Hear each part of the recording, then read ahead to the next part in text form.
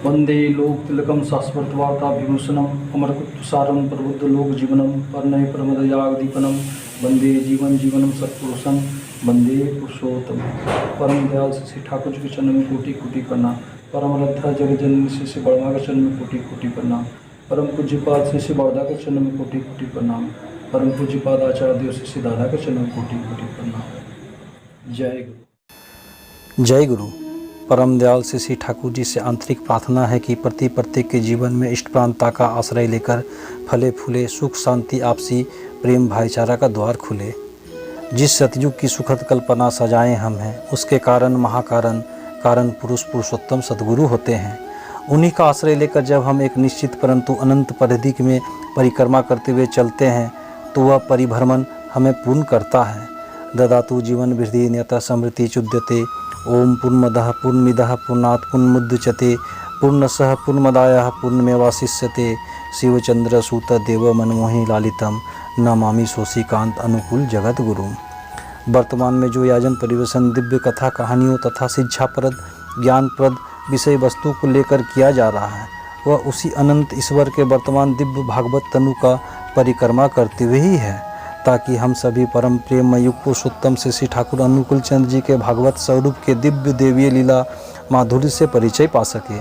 नर रूप पुरुषोत्तम रूप में आविर्भूत उनकी अनेकों लीला से हम परिचित होते हैं और अनेकों से अपरिचित। उन अज्ञात लीला प्रसंगों में कुछ उनके लीला सहचर, कुछ उनके एकनिष्ठ भक्त, कुछ उनके सेवा पार्षद, कुछ उनके भागवत स्वरूप के दिव्य संग साहचार में रहे के स्मृति पटल पर अंकित रहता है और दुर्लभ देव संजोग से हम सभी समयानुसार परिचय पाते रहते हैं। और ऐसे ही उत्तम कार्य के निमित्त किंचित प्रयास कर रहा हूँ। इस शुभ प्रयास में यदि कोई थोड़ा भी उपकृत होता है, पुरुषोत्तम सद्गुरु श्री ठाकुर जी के प्रति उनमें भक्ति विश्वास प्रेम आता है तो प्रयास सार्थक है, अन्यथा समझूंगा मुझ में ही त्रुटि है। आज ऐसे ही एक दिव्य कथा वर्तमानिक पुरुषोत्तम परम दयाल श्री ठाकुर अनुकूल चंद्र जी के कालखंड में घटित कथा को लेकर आया हूँ, जिसका शीर्षक है नकली भगवान। कथा आरंभ करने से पूर्व इसी शीर्षक पर आधारित एक और पूर्व कथा आप सभी जानते हैं, जो द्वापर युग में घटी थी, जो लीला पुरुषोत्तम भगवान श्री कृष्ण के कालखंड में घटित हुई थी। वही द्वापर युग में नकली बहुरूपिया भगवान पौंड्रक। चुनार देश का प्राचीन नाम करूप देश था, वहाँ के राजा का नाम पौंड्रक था। कुछ मानते हैं कि पुंडरा देश का राजा होने से इसे पौंड्रक कहते थे, कुछ मानते हैं कि वह काशी नरेश ही था। चेदी देश में यह पुरुषोत्तम नाम से उनके चापलूसों और स्वयं द्वारा घोषित कर रखा था।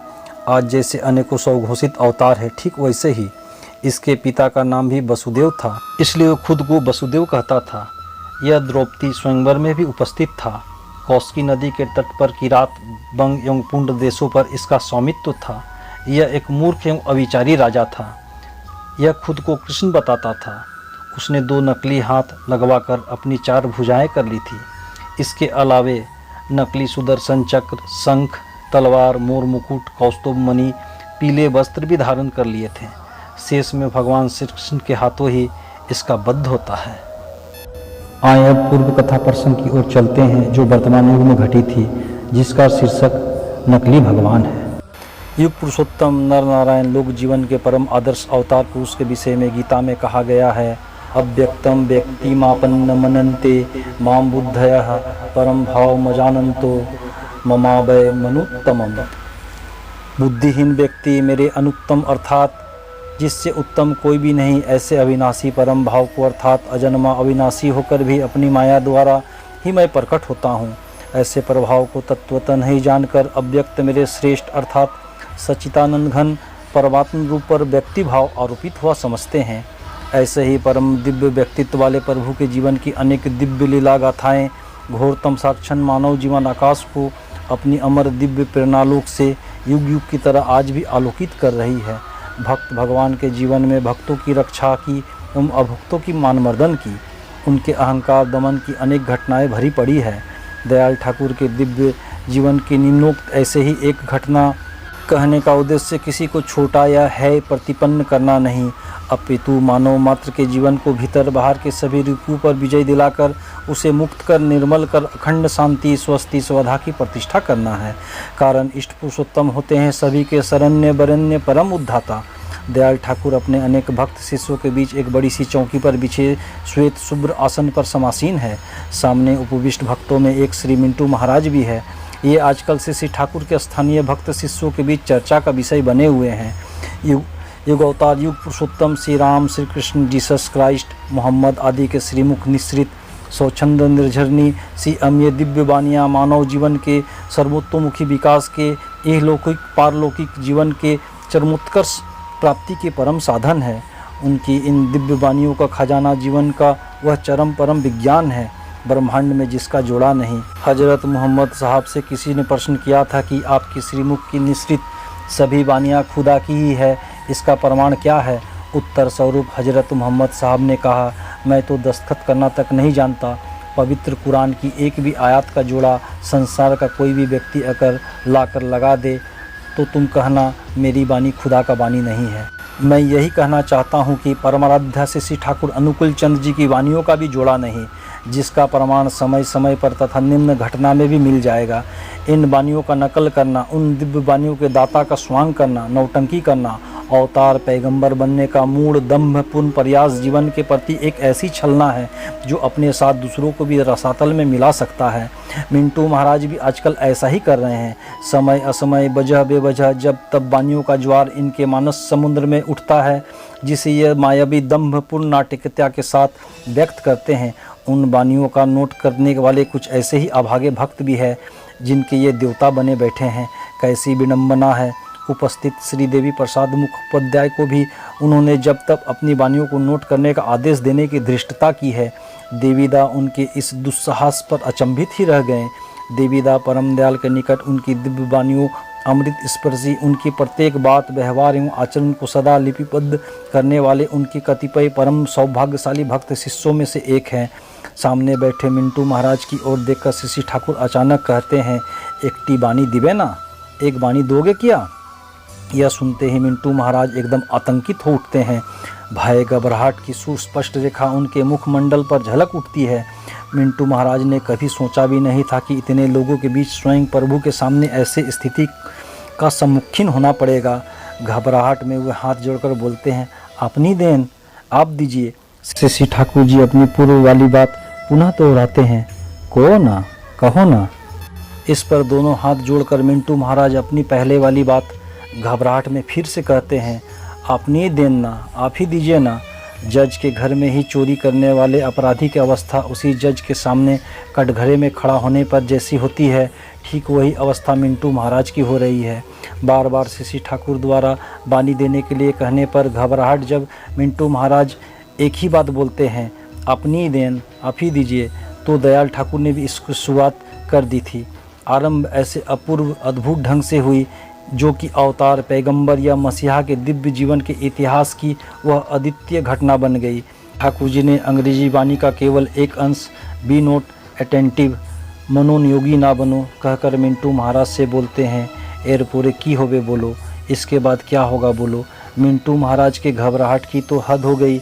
एक तो पहले से ही घबराए हुए हैं, दूसरी आफत ऐसी आ गई कि अंग्रेजी के इनके संपूर्ण ज्ञान का मानो आज जनाजा ही निकल गया। साधारणतः लोग बी अटेंटिव, मनोनियोगी बनो के ही कहने सुनने के अभ्यस्त होते हैं। बी नोट अटेंटिव, मनोनियोगी ना बनो मिंटू महाराज को अजीब लगा और उस पर भी इसके बाद क्या होगा, इस प्रश्न का उत्तर या उसकी पूर्ति उनकी चिंतन क्षमता के बाहर की बात हो गई। उन्होंने कर्तव्य विमूढ़ होकर अपनी पहली वाली बात ही हाथ जोड़कर फिर से दोहराई, आप नहीं बोलें, आप ही कहें। इस पर श्री ठाकुर जी ने केवल एक अंश, ऑन अटेंशन, मनोनिवेश पर जोड़कर मिंटू महाराज से पुनः बोलते हैं, एर पोरे की होवे बोलो, इसके बाद क्या होगा बोलो। मिंटू महाराज किंतु तोते की तरह एक ही बात बार बार रटते रहें, आप नहीं बोलें, आप ही कहें।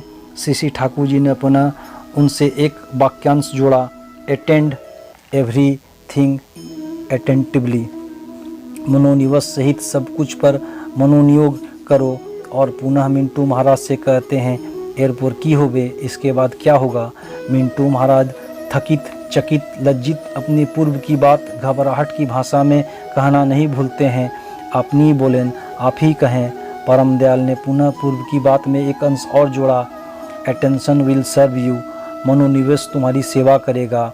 और फिर मिंटू महाराज से आगे कहने को कहा, महाराज की अवस्था अब अत्यंत ही दयनीय सोचनीय हो गई। उनके भीतर का शैतान आज इतने लोगों के सामने नंगा, विवश एवं नतजानू हो रहा है। इनकी कांपती जुबान से एक ही बात बार बार पुनरुक्ति हो रही है, अपनी बोलें, आप ही कहें।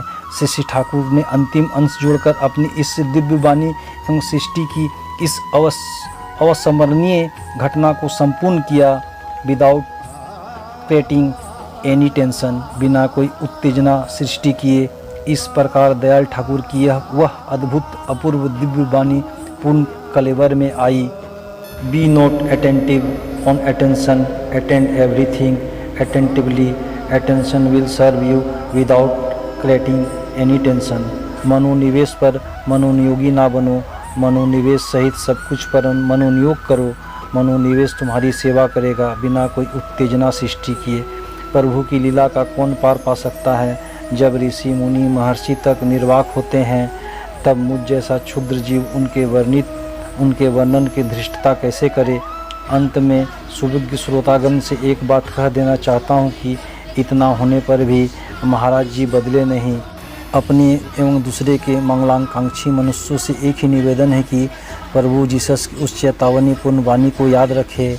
Beware of false prophets who come to you in sheep's clothing, but inwardly are ravenous wolves. Not everyone who says to me, Lord, Lord, shall enter the kingdom of heaven, but he who does the will of my Father who is in heaven. झूठे पैगंबरों से सावधान, जो भेड़ की खाल में तुम्हारे पास आएंगे, पर अंदर से वे होंगे खतरनाक खूंखार भेड़िए। भगवान भगवान की पुकार लगाने वालों से सभी को स्वर्गराज में प्रवेश का अधिकार नहीं मिलेगा, बल्कि उसी को मिलेगा जो मेरे पिता जो इस स्वर्ग में है की इच्छा को पूरा करेगा। मैं आज से श्री ठाकुर जी की उपयुक्त दिव्य घटना को याद करता हूँ तो चकित, मुदित एवं गौरवान्वित हो उठता हूँ। जहाँ कहीं इस दिव्य घटना को अपने शब्दों में यत्किंचित वर्णन करने का सौभाग्य मिलता है, उपस्थित आस्तिक नास्तिक सभी के चेहरे का भाव पढ़ने से ऐसा लगता है मानो सभी धनुर्धर पार्थ की इस वाणी को अंदर ही अंदर मनन करते हुए परमाराध्या श्री ठाकुर की सम्मुख परिनिपात कर रहे हैं। वामादि देवः पुरुष पुराण सत्वमस्व विश्वस्य परम निधानम वेतासी वेदम च परम च धामः तवा तत्व विश्वमनंत रूपः। आप आदि देव हैं और सनातन पुरुष, आप ही इस जगत के परम आश्रय में ज्ञाता हैं। वेद एवं परम धाम आप ही है। हे अनंत रूप, आपसे ये जगत परिपूर्ण है। वंदे पुरुषोत्तमम। जय गुरु।